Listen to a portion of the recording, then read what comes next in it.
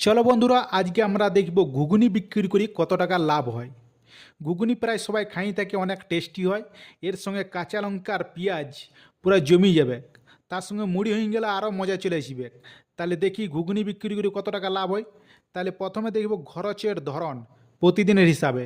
মটর লাগবে 1 কেজি 50 টাকা, আলু লাগবে 500 গ্রাম 20 টাকা, পেঁয়াজ রসুন মশলার খরচ পড়বে 30 টাকা, তেলের খরচ পড়বে 20 টাকা, গ্যাস জ্বালানির খরচ পড়বে 20 টাকা, কাগজের প্লেট কাপের খরচ পড়বে 15 টাকা, অন্যান্য খরচ পড়বে 15 টাকা।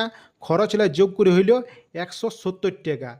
ধরে নিলাম প্রতিদিন 100 প্লেট বিক্রি হয়ে থাকে, প্রতি প্লেটের দাম ধরা হয়েছে 15 টাকা করে। এখান থেকে টোটাল আয় বার করব 100 × 15, বার হইল 1500 টাকা। এবার নেট লাভ বার করব 1500 টাকা টোটাল আয়, এখান থেকে খরচ বাদ দেবো 170 টাকা, বার হইল 1330 টাকায় একদিনের। এবার 30 দিনের লাভ বার করব 1330 × 30, বার হইল 39,900 টাকা, প্রায় 40,000-এর কাছাকাছি। তাই বন্ধু, ঘুগনি ব্যবসা করো, প্রচুর লাভ, প্রচুর লাভ। যেমনি টেস্টি তেমনি মজা, তেমনি বিক্রি করে লাভও, প্রচুর লাভ।